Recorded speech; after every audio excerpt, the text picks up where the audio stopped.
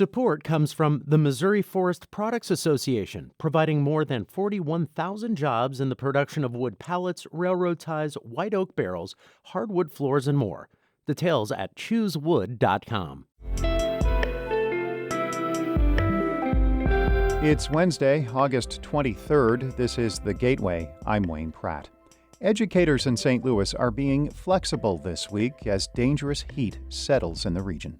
We will do indoor recess through the duration of the heat advisory, especially given how hot and also how humid it is outside. In just a few minutes, St. Louis Public Radio's Kate Grumke reports on how schools are keeping students safe. Members of a board tasked with helping oversee the jail in downtown St. Louis say there are still too many questions about yesterday's attack on a guard. St. Louis Public Radio's Rachel Lippman reports. 2 inmates took the guard, a man in his 70s, hostage during breakfast service. A police SWAT team had to use less than lethal force to rescue him. Other detainees were also involved, though corrections officials would not say how many. They also would not say whether there were any weapons used or how many guards were on duty. The Reverend Darrell Gray chairs the Detention Facilities Oversight Board. Its members have clashed with the city over their ability to investigate complaints.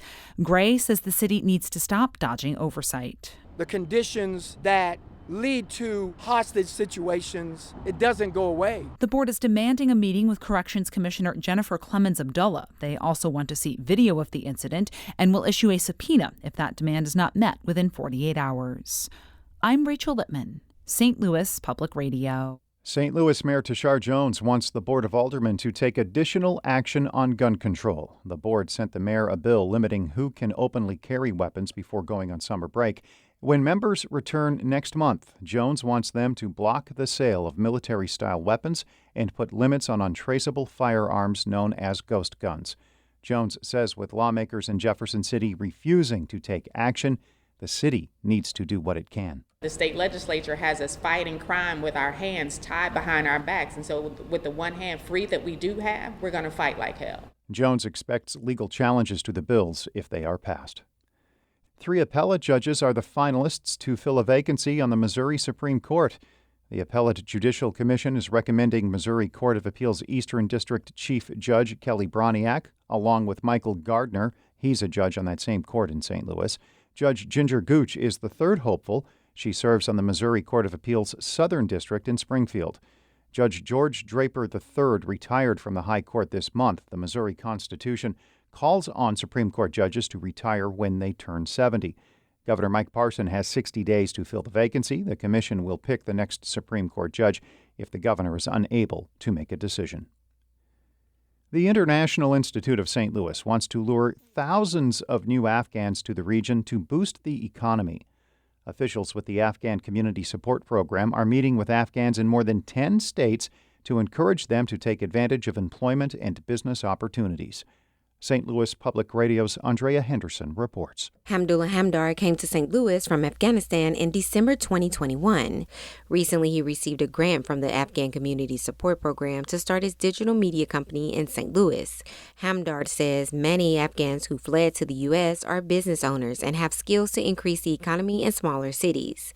He wants other Afghans to come to St. Louis to scale their businesses, just as he has. He's using his success story to attract Afghans from across the nation to learn what St. Louis has to offer. I'm hoping to have many Afghans from this tour. It will not only boost the economy, but it will also create a stronger community in here. Hamdar says he wants new Afghans to see St. Louis as a place to start a new life. I'm Andrea Henderson, St. Louis Public Radio. Illinois' Secretary of State is touting a grant program he says is helping local law enforcement agencies recover stolen vehicles. Alexei Giannoulias visited Belleville yesterday to highlight the Metro East Auto Theft Task Force, which received a $2.5 million grant from his office. From July 2022 through June 30th, that task force recovered more than 500 vehicles with a total value exceeding $8 million. Capital News Illinois reports funding for the task force was part of a roughly $20 million package distributed to 6 law enforcement groups by a state vehicle safety council earlier this year. People in Missouri with a severe allergic reaction to meat and animal products want to warn others it can be spread through chiggers as well as ticks. more Missourians are developing alpha-gal syndrome. Eureka resident Kelly Polk Ledbetter developed allergies to meat and dairy after chiggers bit her while hiking in 2018. She went to the emergency room during a serious allergic reaction months later, and a nurse told her to look into alpha-gal. I'm just so thankful for that nurse that said something to me in the ER because, if she wouldn't have, I just would have continued carrying on with what I'm doing, and I probably would have ended up back at the ER. Polk Ledbetter says awareness will help health workers identify the allergy and help patients avoid it.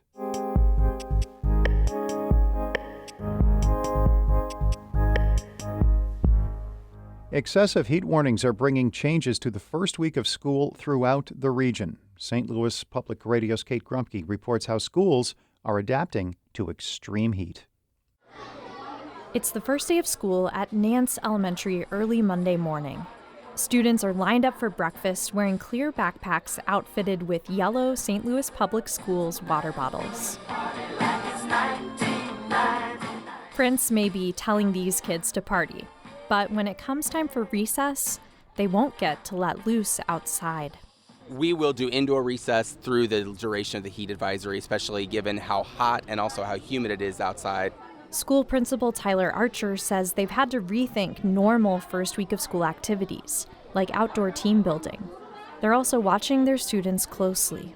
Within our schools, we often have kids with severe asthma and other medical conditions, and so knowing who those kids are, monitoring to make sure that teachers know, bus drivers know how to keep those kids safe and to know signs of if a child is in distress. And so, school leaders around St. Louis are in the same position this week. The National Weather Service says the region is expecting dangerous heat through at least Thursday. Some areas have seen heat indexes close to 120 degrees this week. It's especially dangerous for student athletes. Around 4 p.m. on Monday, the door leading into Parkway North High School is fogged with condensation. Athletic directors and coaches here are maintaining a complicated schedule. They're rotating multiple fall sports teams through shorter practices in air-conditioned gyms. The Missouri State High School Activities Association, or MISHA, has strict rules for practicing during heat. Many are based on the wet bulb globe thermometer. Hannah Harris keeps an eye on that measurement. She's a certified athletic trainer who works for Mercy Sports Medicine at Parkway North.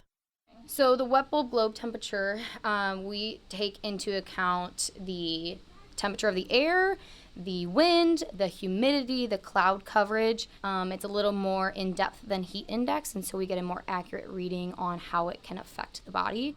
We walk outside onto tennis courts with an instrument in hand, ready to measure the wet bulb globe temperature. Within minutes, we're both sweating. So right now, we are hovering around 88 for the wet bulb globe temperature, and that falls within our orange range, which means that the State Activities Organization has a color scale for how dangerous the heat is. At 2 p.m., when outdoor practice was supposed to start, the reading was in MISHA's black zone. Absolutely no outdoor practice allowed. Now, a few hours later, students could practice outside, but there would be heavy restrictions on things like rest breaks. And so in that situation, most coaches, they know that the quality of practice is not going to be the best. The rules are even stricter for football, because players are basically bundled up in protective gear. That's why inside, the varsity football team is practicing on a basketball court. All right, give me 11 personnel. The players aren't in their normal pads and helmets. One is even wearing UGG slippers. They run through formations, but there's none of the usual sounds of tackles. Football inside is never ideal. Coach Carl Odenwald says obviously safety has to be the top priority. But the team has its first game on Friday, so they have to get some practice in.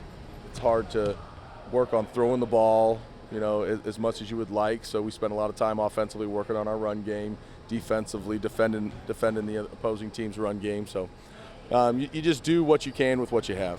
Luckily, the competition is in the same predicament. The state's heat rules apply to everyone equally. The forecast for the rest of the week isn't looking great, but Coach Odenwald hopes the team will be able to get outside at least once before Friday's game. I'm Kate Grumpke, St. Louis Public Radio.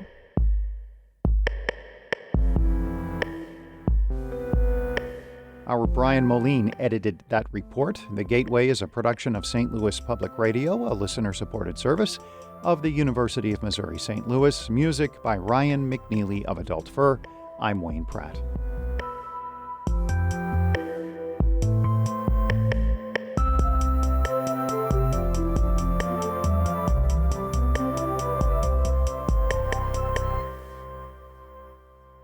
Support comes from the Missouri Forest Products Association, committed to conservation and careful management of the state's forests to make them more resilient and better habitats for wildlife. ChooseWood.com.